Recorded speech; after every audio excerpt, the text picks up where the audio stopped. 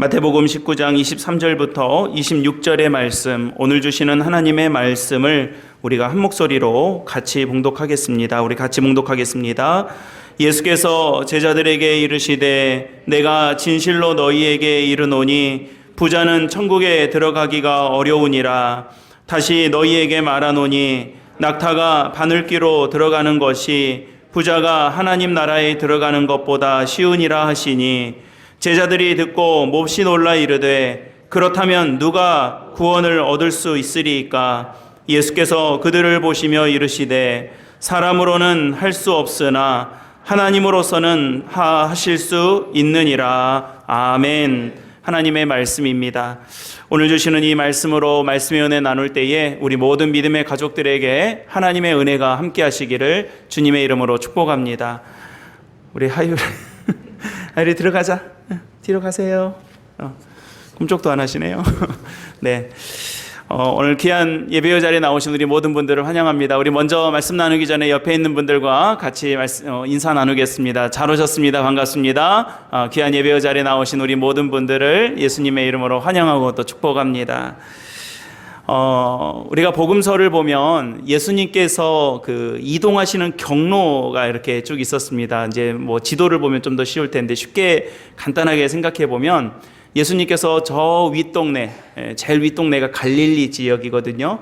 그러니까 이 윗동네였던 갈릴리 지역에서 출발을 해서 예루살렘 쪽으로, 예루살렘은 유다 지역이 있었으니까 아랫동네입니다. 그러니까 우리가 경기도, 충청도, 전라도, 제주도 이쪽 서쪽 해안 따라서 쭉 이렇게 하자면 이런 지형을 따라서 있는 것처럼 갈릴리, 사마리아, 유대 이렇게 지역을 해서 복음서에 나오는 예수님의 그 행적의 경로를 보면 갈릴리 지역에서 시작을 해가지고 사마리아를 지나서 예루살렘에 이르기까지, 그래서 마지막에 예루살렘에서는 예수님께서 예루살렘 성에 입성하시고 그게 이제 종려주일이죠. 그리고 예수님의 십자가 사건이 있었고 부활의 사건이 있었습니다. 그리고 나서 이제 제자들에게 너희들이 갈릴리로 다시 돌아가라 이렇게 말씀하셔서 다시 돌아가는 이런 이제 형태로서의 예수님의 행적입니다. 그래서 예수님께서 십자가에 못 박히시기 전까지 우리가 지도를 보면서 이렇게 예수님이 다니셨던 길들을 이렇게 짚어보면 마태, 마가, 누가복음에 따르면 대체로 갈릴리에서 아래쪽으로 이렇게 내려오는 행적, 그 경로를 따라서 예수님께서 사역, 공생애를 살아오셨던 것을 말씀할 수가 있습니다. 오늘 우리가 본문을 마태복음 19장의 말씀인데요. 마태복음 28장까지 있잖아요. 이제 한 중간 정도 되는데요. 중간 좀 넘었는데 19장의 말씀에서는 우리 오늘 본문은 아니지만 1절에 보면 예수님께서 갈릴리 지역을 떠나서 요단강을 건너서 유대 지방에 이르렀다 이렇게 말씀하고 있습니다. 그러니까 지금 예수님께서 19장 이전의 말씀까지는 저 윗동네 갈릴리 지역에서 활동을 하시고 사역을 하셨다라면 이제 갈릴리를 떠나서 요단강을 지나가지고 이 예루살렘 쪽에 가까운 유대 지역으로 장소를 옮기셨다라는 것을 볼 수 있습니다. 근데 이제 예수님은 이제 옮긴 게 아니라 이제 갈릴리에서 사역을 시작하고 유대 지역으로 이렇게 이동하실 때쯤 되니 이제 예수님에 대해서 알아진 사람들이 많았습니다. 그래서 본문 말씀에도 뭐라고 되어 있냐면 큰 무리가 예수님을 따라왔고 예수님이 그들의 병을 고쳐주셨다 이렇게 말씀하고 있는 거죠. 그런데도요, 여기까지 쫓아와서 예수님과 시비를 하는 사람들이 있었습니다. 우리 지난주에 12장 말씀 나누면서 같이 했는데 여기에도 바리새파 사람들이 쫓아와서 예수님과 시비를 합니다. 오늘 본문 아니지만 19장 앞부분에 있는, 전반부에 있는 내용이 바로 그러한 내용이죠. 여러분, 바리새인들도 참 끈질겼습니다. 예수님이 어디를 가시든지 어디까지든 그렇게 열심히 쫓아가서 논쟁을 하고 다툼을 일으킵니다. 여러분, 좀 다른 말씀이지만 저와 여러분들은 끝까지 쫓아가서 다툼을 일으키는 사람이 아니라 끝까지 예수님 따라가서 은혜를 받는 성도님들이 다 되시기를 간절히 축복합니다. 우리가 이 하나님의 말씀을 보면서요, 이런 영적인 도전들, 삶의 도전들이 우리에게 있기를 바랍니다. 바리새인들 보면서 막 가는 데마다 쫓아가잖아요. 얼마나 열심입니까? 얼마나 이 열정을 가지고 있습니까? 그러나 좋은 열정이 아니었습니다. 유익한 열정이 아니었습니다. 나쁜 열정이었고 나쁜 열심이었습니다. 그런 열심을 우리가 품고 살아갈 일이 없습니다. 여러분 가끔 TV나 이런 영화 같은 거 보면 복수를 위해서 30년 동안 준비했다 그러는데요. 그러지 말아야 됩니다. 우리가 무슨 복수를 어떻게 하겠다고 30년 동안이나 준비합니까? 여러분 30년 동안 내가 하나님의 은혜를 받고 하나님의 사랑을 붙잡고 살아도 모자랄 판에 우리가 다른 것들을 마음에 품고 그렇게 살아갈 이유가 없는 것입니다. 여러분 오늘 예배 자리에 나오신 우리 귀한 성도님들은요, 하나님의 은혜를 아멘 하세요. 끝까지 쫓아가시기를 바랍니다. 예, 우리 그렇게 살아야 돼요. 여러분 우리가 다른 거 붙잡느라고 다른 열심 내느라고 다른 거에 우리 마음과 인생과 시간을 다 소비할 것이 아니라 이 바리새인들처럼 살 것이 아니라 하나님의 은혜를 끝까지 쫓아가는 귀한 영적인 종들이, 주님의 제자들이 되어야 하겠습니다. 이런 분위기 속에서 오늘 본문으로 삼았던 이 16절 이후의 말씀에는요, 이 지금까지 이 바리새인들이나 다 이런 사람들과는 조금 이제 분위기가 다른 한 사람이 등장을 합니다. 결이 좀 다른 사람입니다.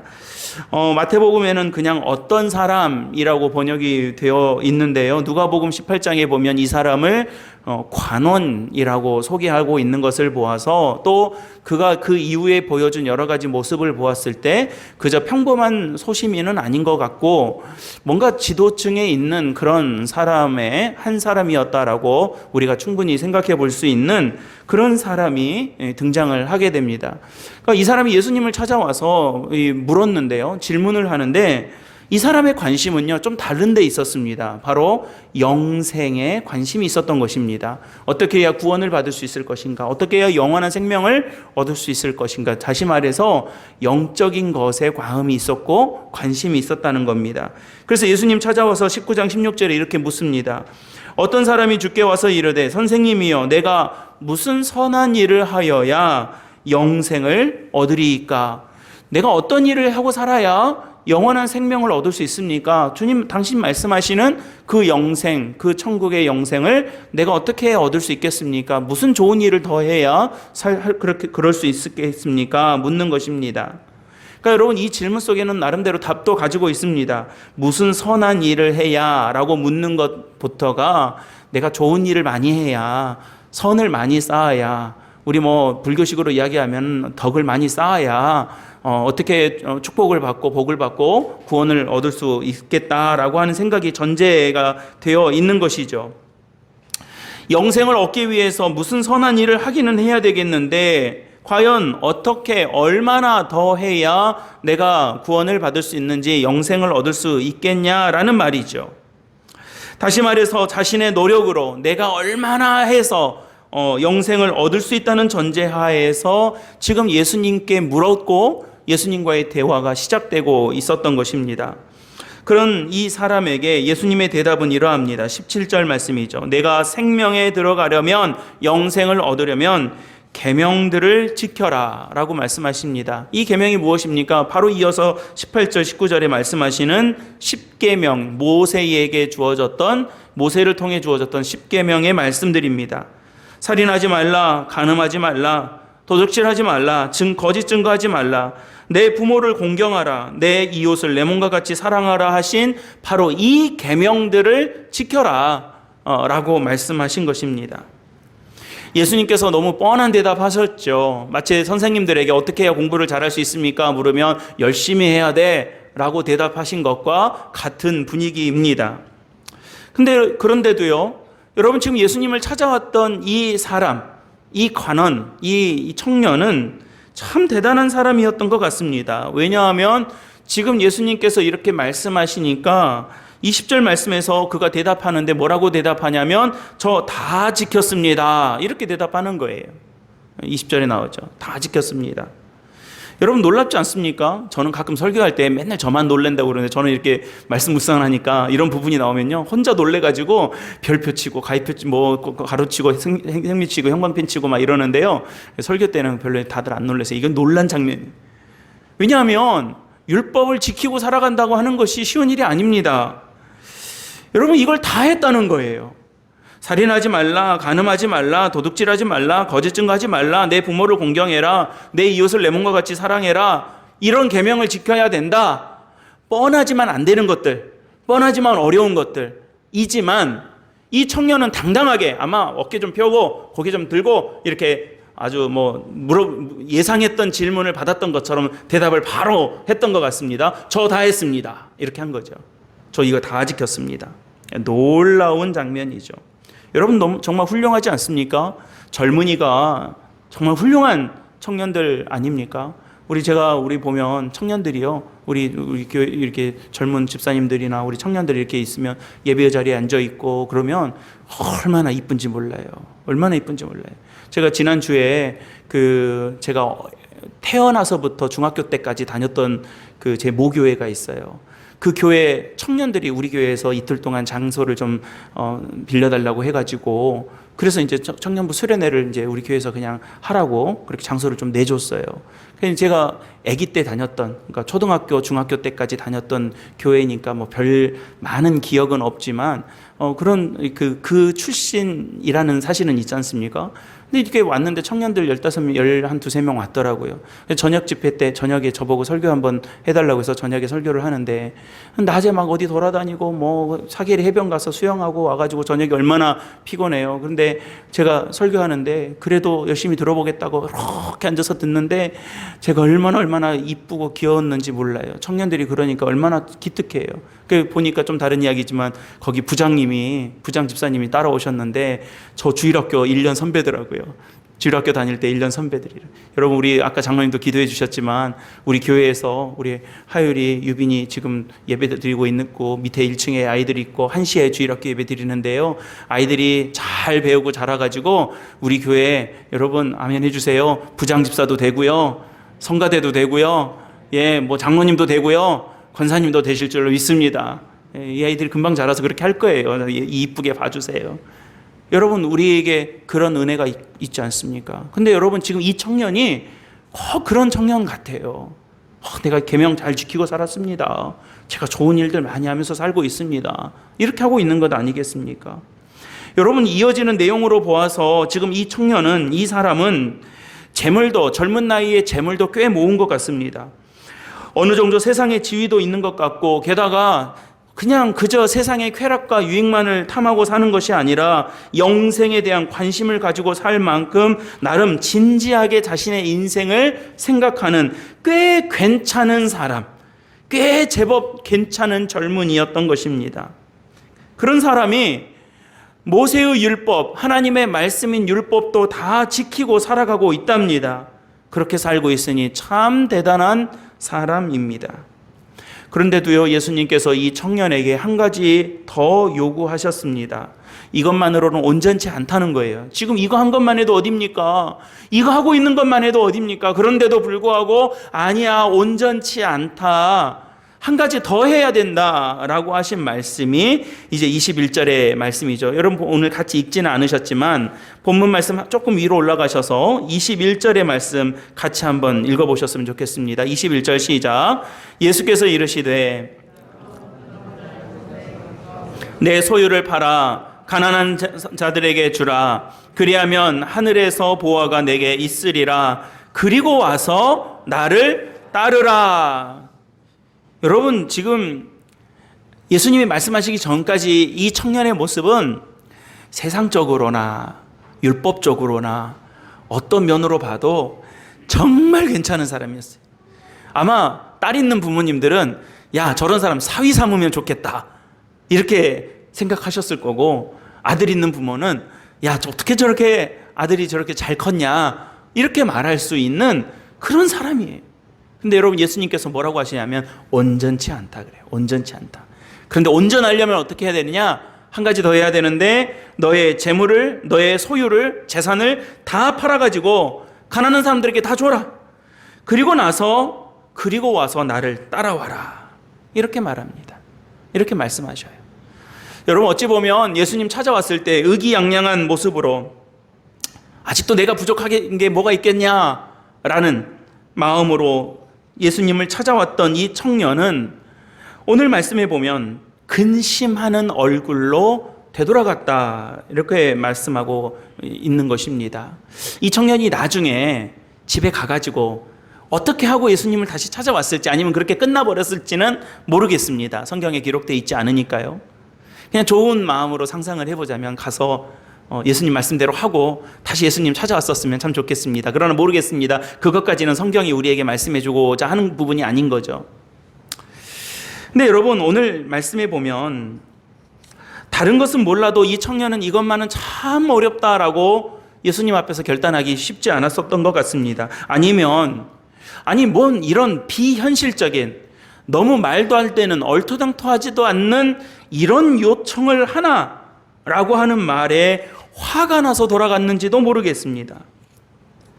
근데 여러분, 돌아가는 그 청년의 뒷모습을 보며 예수님께서 다소 충격적인 말씀을 하십니다. 그 말씀부터가 이제 오늘 본문입니다. 예수님께서 충격적인 말씀을 하세요. 여러분, 23절, 24절의 말씀 제가 다시 한번 읽어드리겠습니다. 내가 진실로 너희에게 이르노니, 예수님께서 진실로 붙였을 때는 진짜인 거예요. 진짜. 강조예요. 강조. 내가 진실로 너희에게 이르노니 부자는 천국에 들어가기가 어려우니라. 다시 너희에게 말하노니, 또 강조하죠. 낙타가 바늘귀로 들어가는 것이 부자가 하나님 나라에 들어가는 것보다 쉬우니라. 이렇게 말씀하신 거예요. 신학자들 사이에서는 이 낙타라는 그 아람어가 이 밧줄이라는 뜻과 거의 비슷한 발음이어서 성경적 오기, 잘못된 기록이다, 표기이지 않을까라고 신학적 연구는 하고 있습니다만, 낙타든 밧줄이든 바늘구멍에 들어가기 어려운 것은 매 한 가지이니 예수님께서 이 말씀을 하셨을 때 다소 충격적이고 놀라운 말씀을 하신 것입니다. 옆에 있던 제자들도 그렇게 느꼈었던 것 같습니다. 왜냐하면 바로 이어지는 말씀에 제자들이 심히 놀랐다고 기록하고 있는 걸 보아서요. 여러분, 돈 좀 있는 게 무슨 죄입니까? 아니면 도대체 천국은 어떤 사람이 들어갈 수 있다는 말입니까? 아니, 저렇게 괜찮은 사람, 세상적으로도 성공했고 율법도 잘 지키고 예수님 찾아와서 영생에 관한 질문을 하는 사람이 마치 낙타가 바늘구멍에 들어가는 것보다 더 어렵다라고 하니, 도대체 제자들이 생각할 때도 도대체 어떤 사람이라야 구원을 받을 수 있겠다라고 우리가 생각할 수밖에 없다는 것입니다. 제자들 역시 가난한 사람이었습니다. 부자가 천국에 들어가는 것보다 낙타가 바늘구멍을 지나는 것이 더 쉽지 않다는 예수님의 말씀에 쉽게 수긍할 수 없었던 것 같습니다. 계명도 다 지켰고 재산을 팔아 나눠줘 버리고 자기를 따라오라고 하니 다소 무리가 따르는 이 말씀 하나 안 들었다고 해서 그 청년 바라보며 저 사람 천국 못 간다, 영생 못 얻는다 라고 하는 예수님의 말씀을 쉽게 납득하기 어려웠을 것 같습니다. 우리라고 다를 것 같지 않습니다. 그러나 여러분, 지금 예수님의 말씀과 행동은 그저 어느 계급에 속한 사람으로서의 부자를 대상으로 하는 것이 아니었습니다. 그러니까 여러분, 돈이 있고 없고의 그 부자를 이야기하는 게 아닙니다. 가난하다고 프리패스 되는 것도 아닙니다. 오늘 이 말씀이 우리에게 무슨 말씀을 하시는 것인가 우리는 잘 보아야 합니다.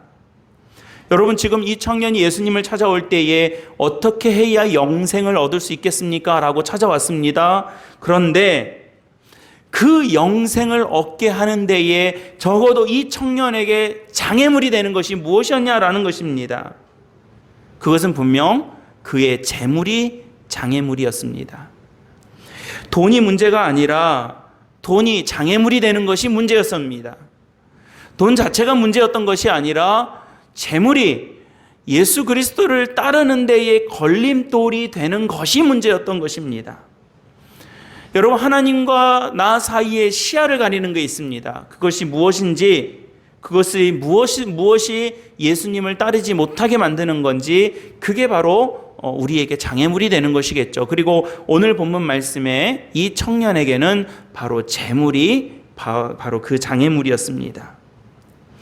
예수님을 만나고 따르는 데 있어서 재물이 장애가 된 것은 분명한 사실이지만 이 부자에게 재물이 장애가 되었던 것처럼 우리에게도 우리 나름대로의 장애물이 있는 것입니다. 여러분, 예수 그리스도를 바라보고 주님과 교제하는 데에 장애가 되는 것들은 모든 사람들에게 있습니다. 장애물을 가지고 있는 한 우리들 역시 바늘구멍을 통과하기 어려운 것은 매 한 가지입니다.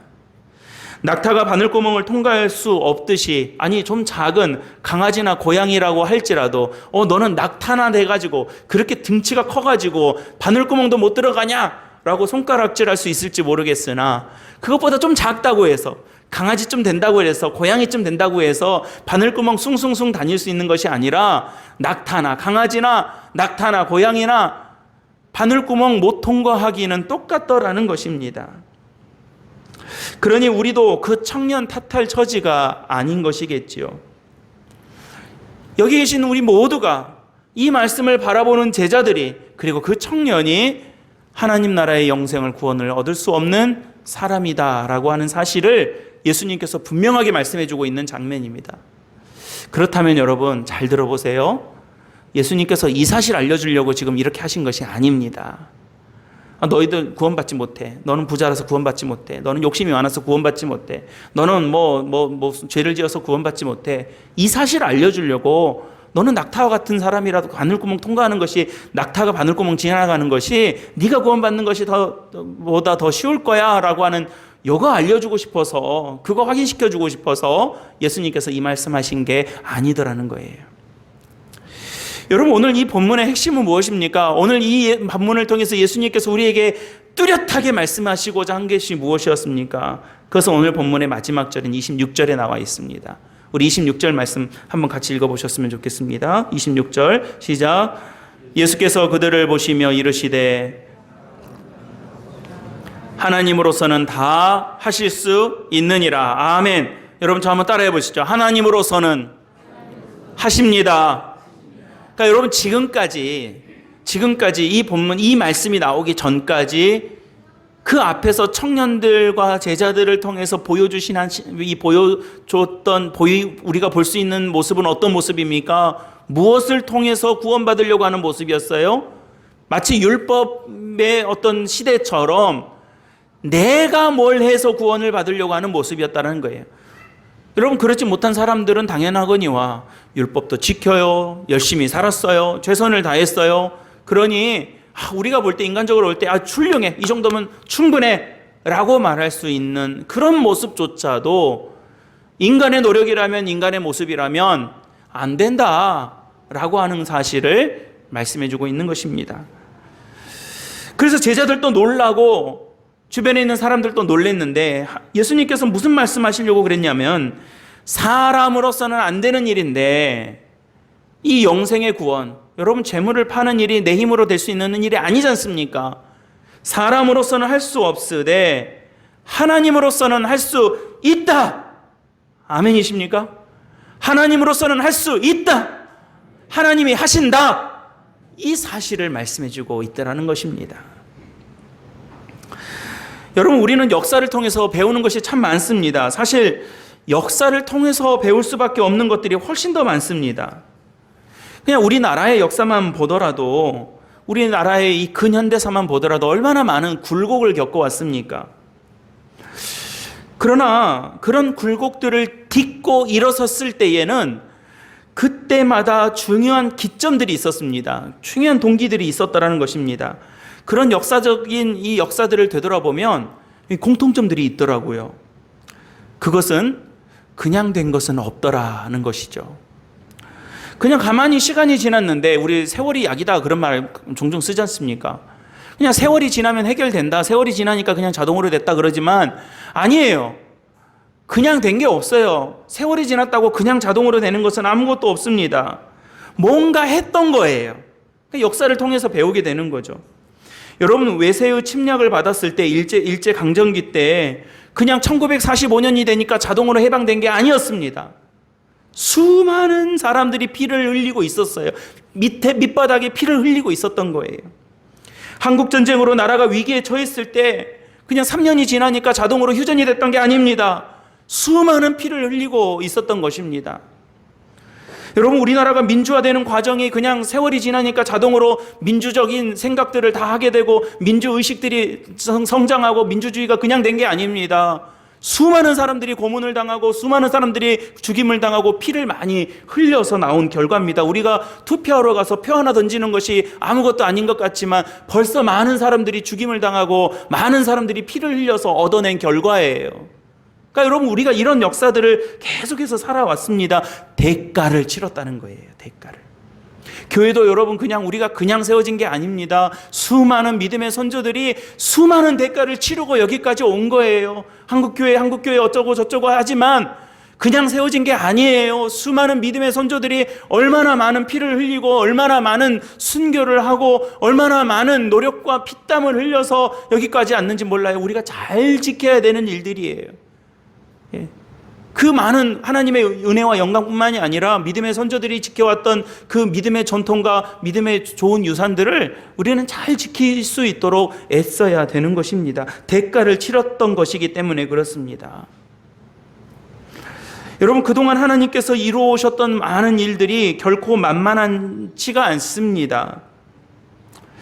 우리나라의 선교 역사가 한 120년, 130년 되었다고 합니다. 전에 이름도 들어보지 못했을 조선 땅에 선교사로 왔던 언더우드 선교사가 이 땅에 처음 발을 디뎠습니다. 여러분, 서울에 있는 신촌에 있는 연세대학교를 가면요, 연세대학교 정문에서 한 100m 정도 걸어 들어가면 언더우드 선교사의 기도문이라고 하는 비석이 이렇게 하나 있습니다.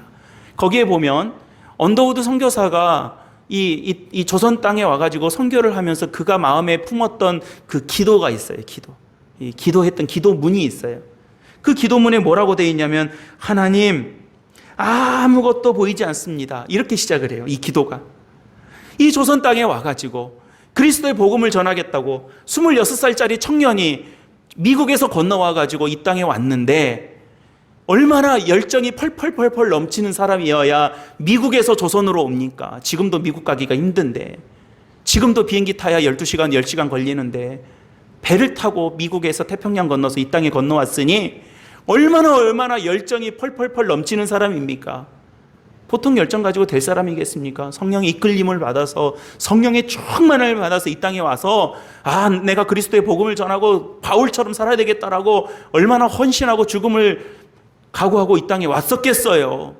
그런데도 불구하고 여러분, 이 사람의 첫 기도가 무엇이었냐면, 하나님, 아무것도 보이지 않습니다. 그렇게 기도하는 거예요. 그 뒤에 쭈르륵 나오는 여러 가지 이제 기도들이 있는데 제가 시간상 생략할게요. 여러분, 그냥 인터넷에 언더우드의 기도 나오면 쭉 나올 거 한번 읽어보세요. 눈물 나는 기도예요. 우리 제주 선교를 이야기할 때 이기풍 목사님 이야기 많이 하죠. 여러분, 선교사들을 위해서 평양에 신학교가 세워지고 평양신학교에서 최초의 7명의 한국인 목사가 만들어지기 시작했습니다. 첫 졸업생, 첫 목사가 7명이 한국인, 조선 사람 7명이 첫 조선인 목사가 된 건데, 그 중에 한 사람이 이기풍 목사님이었습니다. 이분이 제주도의 뜻을 품고 나는 제주도 선교사로 가겠다. 여러분, 해외 선교사가 그때 제주도도 해외 선교사로 포함됐던 거예요. 지금도 해외죠, 해외는.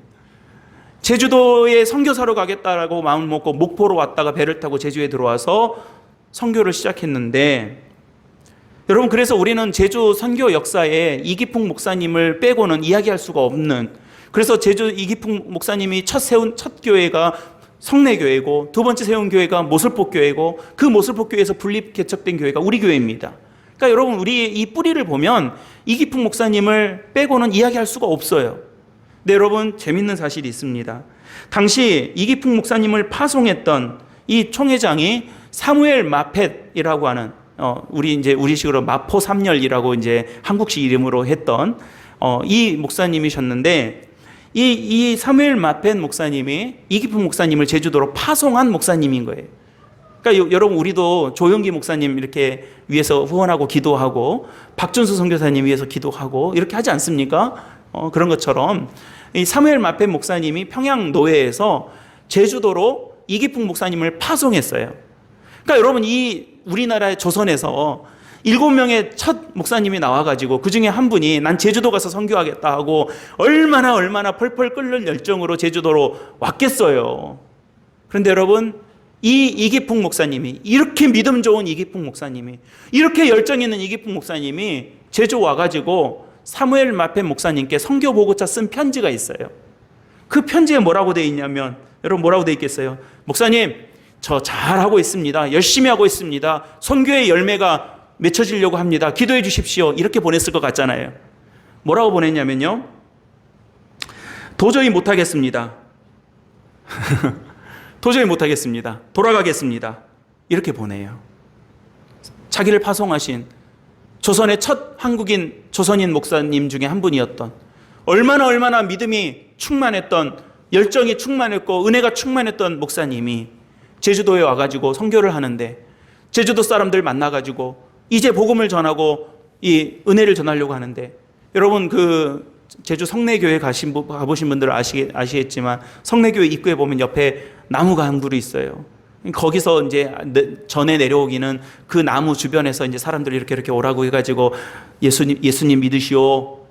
하나님의 아들이 예수요. 이렇게 하면서 복음을 전했다고 그래요. 그 흔적이라고 그럽니다. 우리 예전에 우리 야외배 가서 그렇게 한번 가서 같이 보신 적 있으시죠?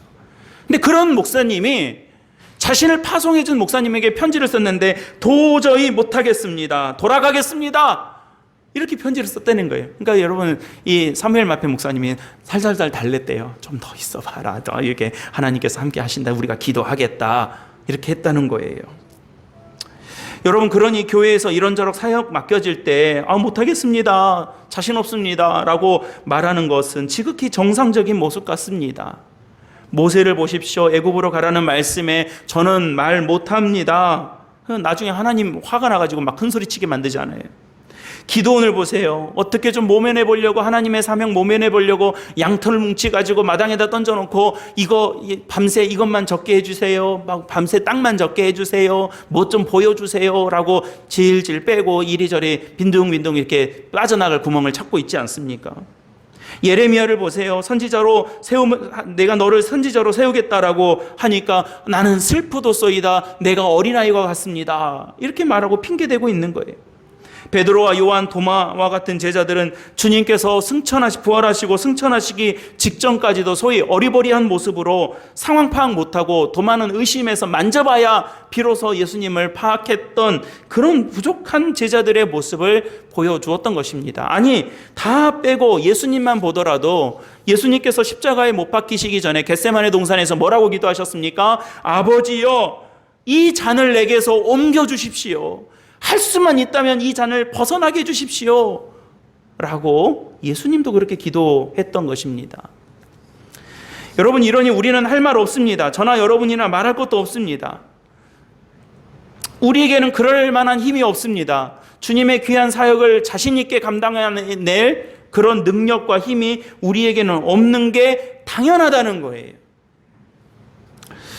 앞서 오늘 19장의 말씀인데 한 장 앞으로 넘어가 보시면 18장 말씀은 용서에 관한 말씀을 예수님께서 하십니다.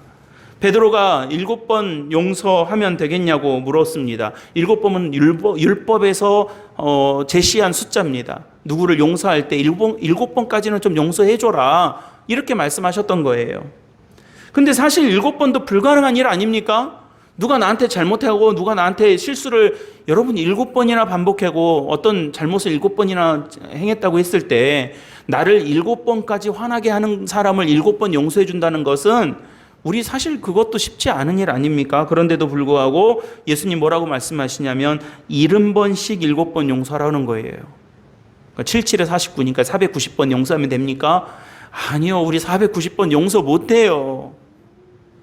그럴 만한 능력이 우리에게 없습니다. 그럴 만한 힘이 우리에게 없다는 것입니다. 불가능한 일입니다. 아니, 다른 말씀 다 빼고서라도 율법의 핵심이라고 말씀하시는 네가 내 하나님을 사랑하고 내 이웃을 내 몸과 같이 사랑해라 라고 하시는 이 말씀 하나만이라도, 성경의 핵심이라고 말하는 이 말씀도 우리가 지킬 수 있냐는 거예요. 내 몸처럼 여러분 내 옆에 있는 사람들을 사랑하실 수 있겠습니까? 옆에 있는 분들 한번 힐끗 봐보세요.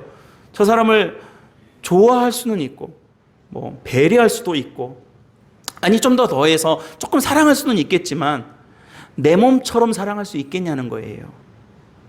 여러분, 마당에 강아지도요, 지 몸은 얼마나 살이는지 몰라요. 자기 몸을 얼마나 아끼는지 몰라요. 사람이 이웃을 좀 배려하고 조금 사랑하고 조금 덕을 베풀고 조금 뭐 더 할 수는 있을지 몰라도 내 몸처럼 사랑한다는 것은 사실 우리가 가지고 있는 성정과 인품과 우리가 가지고 있는 인간적 이 능력의 한계로는 불가능한 일이에요. 쉬운 일이 아닙니다. 언제든 돌아설 수 있는 게 사람의 사랑이었어요. 불가능한 일이죠. 우리가 말씀대로 살겠다고 하지만 과연 주님의 뜻대로 우리가 살 수 있겠는가? 장차 우리가 세상의 빛과 소금으로 살아갈 수 있겠는가? 어림도 없다라는 거예요. 여러분, 우리는 그럴 수 있는 존재가 되지 못합니다. 물론 하나님께서 우리를 창조하실 때의 원작품은 너무 훌륭한 작품이죠. 그러나 원죄 이후에 내려오는 죄의 속성 때문에 우리가 그렇지 못하더라는 것입니다. 그러나 여러분, 오늘 말씀 잘 기억하세요. 이 모든 것들을 한 번에 뒤집는 하나님, 한 번에 뒤집어 주는 것이 있는데 그게 바로 하나님의 은혜입니다. 여러분, 26절 말씀을 세 번역으로 제가 다시 한번 읽어드리겠습니다. 사람은 이 일을 할 수 없으나 하나님은 무슨 일이나 다 하실 수 있다. 사람이 안 되는 일이지만 하나님이 하신다라고 하는 것입니다. 오늘 이 부자 청년의 이야기를 통해서 바로 이 사실을 말씀하고자 지금 19장에 있는 말씀의 내용들이 쭉 진행되어 왔던 것입니다. 여러분, 나는 죽었다 깨어나도 못할 일을 감당할 수 있게 되는 것, 나는 두려워서 벌벌벌 떨 수밖에 없는데도 그 두려움을 이겨낼 수 있는 것, 나는 미워할 수밖에 없는 사람인데 그 마음을 돌이켜 사랑할 수 있게 되는 것, 실패할 수밖에 없는데 성공하게 하는 것, 죽을 수밖에 없는데도 낫게 하는 것, 소멸될 수밖에 없음에도 불구하고 영원한 생명, 영원한 구원에 우리를 인도해 주는 것, 그걸 누가 하신다는 거예요? 하나님이 하신다는 거예요. 그리고 우리는 그것을 뭐라고 부릅니까? 하나님의 은혜라고 부르는 것입니다. 여러분, 저 한번 따라해 보세요. 하나님의 은혜, 하나님의 은혜. 이걸 하나님의 은혜라고 그래요. 은혜. 고린도전서 10장의 바울의 고백입니다. 나의 나된 것은 하나님의 은혜로 된 것이니 내게 주신 그의 은혜가 헛되지 아니하여 내가 모든 사도보다 더 많이 수고하였으나 내가 한 것이 아니요 오직 하나님의 은혜로다 그래요. 바울이 얼마나 많은 일을 했는데요. 바울이 얼마나 많은 역사를 보여줬는데요. 바울이 얼마나 많은 결실을 맺었는데요. 그래서 바울이 뭐라고 합니까? 이것도 내가 한 것이고 저것도 내가 한 것이고 그것도 내가 한 거야. 이렇게 한 것이 아니라 하나님께서 하신 일입니다. 하나님의 은혜입니다. 이렇게 고백하고 있더라는 것입니다. 여러분, 교회에서 제일 많이 쓰는 단어 중에 하나가 은혜 아닙니까? 은혜. 뭐 하면 은혜스럽게 하자고 그러고, 뭐 좋은 일 있으면 은혜롭다고 그러고, 또 서로 은혜를 끼치자고 그러고, 말씀 끝나면 은혜 받았냐고 그러잖아요. 나가시면서 목사님 은혜 받았습니다 그러잖아요. 그러니까 여러분, 은혜라는 말 얼마나 많이 쓰는지 몰라요. 근데 여러분, 우리 잘 분별해서 알아야 됩니다. 은혜는요, 하나님의 은혜는요, 좋은 감정의 상태를 말하는 것이 아닙니다. 오늘 설교 잘 듣고 내가 오늘 공감도 많이 하고 내게 생각하는 바도 많고 내가 깨달았다면 내가 좋아, 내가 이거 은혜다, 하나님 은혜입니다. 그것도 은혜예요. 그러나 마냥 좋은 감정의 상태, 좋은 마음의 상태만을 은혜라고 말하지 않습니다. 은혜를 받았다라는 사실은 내가 바로 이러이러한 것들, 안 되는 것들, 불가능한 것들, 내 힘으로는 안 되는 것들을 비로소 할 수 있게 해주신 하나님의 능력이 내게 임하였습니다. 내게 생명이 주어졌습니다. 라고 하는 사실, 그 사실 자체, 그 팩트, 그것을 뭐라고 말하냐면 은혜라고 말한다는 거예요. 제가 탈북하신 분을 한 분 만난 적이 있습니다. 서울에 있을 때 제가 그 탈북하신 분과 조금 교제를 나눈 적이 있었는데 이분께 제가 언제 한번 여쭤봤어요. 뭐가 제일 좋습니까? 언제 제일 이 남한에 내려와서 살면서 어떤 부분, 뭐 어려운 분들도 되게 어렵게 사시거든요. 탈북하신 분들. 그런데 제가 물어봤어요. 뭐 어려운 것들 많이 있겠지만 뭐가 어떨 때 이렇게 감격스럽고 좋았냐고 물어봤더니 생각하지 못했던 부분의 말씀을 하시더라고요. 외국에 나갈 일이 있어서 여권을 발급받았는데 여권이 내 손에 있다는 사실이 놀랐다는 거예요. 자기가 감격스럽다는 거예요. 아, 내가 대한민국 사람이구나. 이제는 이 탈북해서 이 땅에 와서 늘 사람들의 시선은 이방 사람이었고 말투도 다르고 생활도 다르고 뭐가 다 다르니까 다 다르게 대한다는 거예요. 그러지 않겠어요? 그리고 그에 따르는 여러 가지 소외감, 열등감, 뭐 이렇게 박탈감 이런 것들도 늘 살면서 겪는 일들인데 여권이 나왔는데 여러분 여권 자세히 보신 적 있으신지 모르겠지만 딱 펴면 이 사람은 대한민국 사람이고 대한민국의 보호를 받는다. 뭐 이런 내용의 글이 첫 장에 딱 있어요. 이걸 보고 아, 내가 대한민국 사람이구나. 내가 나라의 보호를 받는 사람이구나. 이렇게 딱 마음이 들더라는 거예요. 외국 나갈 때 대한민국 여권이 여러분 외국에서는 잘 먹히는 거 아세요? 세계 그 여권도 등수가 있대요. 근데 제일 많이 갈 수 있는 나라 별로 등수가 있는데 우리나라가 3등짜리 여권이래요. 3등짜리. 1등짜리가 미국 여권이고 뭐 2등짜리가 어디고 3등짜리가 대한민국 여권이라는 거예요. 그러니까 여러분 그걸 여권을 내가 소지하고 있다. 내가 가지고 있다는 사실이 감격스럽다는 거예요. 그러니까 여러분 여권 때문에 뭐 하루 종일 막 기분이 좋겠습니까? 살다 보면 어디 구석에다 이렇게 넣어놓고 어디 가야 될 때 이렇게 찾고 그러지 않겠어요? 그런데 그것을 다시 보면 이 사실은 내 감정과 상관없이 사실인 거예요. 옷장 속에 처박혀 있다 할지라도 어디 서랍 속에 들어가 있다 할지라도 그래서 내가 뭐 오늘은 기분이 좋고 내일은 기분이 나쁘고 오늘은 뭐 굉장히 힘든 날이고 내일은 뭐 좋은 날이고 그거하고 상관없이 이 사람이 여권을 받고 대한민국 국적을 취득했다는 이 사실만은 안 변하는 사실인 거예요. 자, 그러면 우리 하나님 나라의 백성 되신 여러분들은 어떻습니까? 저와 여러분들이 하나님의 은혜를 입었다, 하나님의 은혜를 받았다라고 하는 사실은 여러분들이 예수 그리스도를 주로 고백하는 그 순간 내가 생명을 얻게 된 사람이요, 아멘. 내가 구원을 받게 된 사람이요, 아멘. 내가 영생을 얻게 된 사람이요, 아멘. 내가 하나님의 자녀가 된 사람이요, 아멘. 이 사실은요, 안 바뀌는 사실인 거예요. 팩트예요, 팩트. 그러니까 내가 오늘 여러분 혹시 오늘 좀 나쁜 기분 가지고 교회에 오셨습니까? 오늘 설교 잘 듣고 예배 잘 드렸는데도 여전히 뭔가 언짢고 불쾌한 마음으로 다시 되돌아가신다 할지라도 여러분들이 구원받은 백성이라는 사실은 안 바뀌는 팩트예요. 그러니 여러분 은혜 받은 거예요, 안 받은 거예요? 은혜 받은 사람인 거예요, 우리.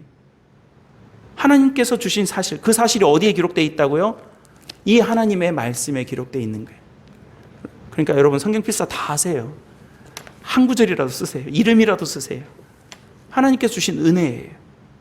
그 사실을 우리에게 말씀해 주고 있는 것입니다. 여러분 은혜는 마치 제가 인천문화당 문구점 갔더니 화가들이 그리는 도화지 있잖아요. 판넬같이 생긴 거, 뭐라고 그래, 캔버스 같은 거, 그거 있잖아요. 그거 보니까 1,000원짜리도 있고 몇천 원짜리도 있고 그런데 어디 보니까 몇천 원짜리가 이렇게 있어요. 그 밑에 보니까 전문가용 그래요. 좀 잘하는 사람들이 거기다 그림을 그리겠죠. 일반 우리 같은 사람들이 도화지에다 그린다면 그래 봐야 한 1, 2만 원 해요. 그런데 여러분 화가가 그 도화지 사다가 전문가용 도화지 사다가 거기다가 그림 잘 그리면 1, 2만 원짜리로 남아 있습니까? 여러분 정말 유명한 화가가 만약에 그 도화지를 사다가 한 2만 원짜리 도화지 사다가 거기다가 멋진 그림을 이렇게 그리면 그 그림은 2만 원짜리 도화지가 2천만 원도 되는 거고 200만 원도 되는 거고 2억짜리도 되는 거예요. 그러니까 도화지 입장에서는 은혜죠, 은혜.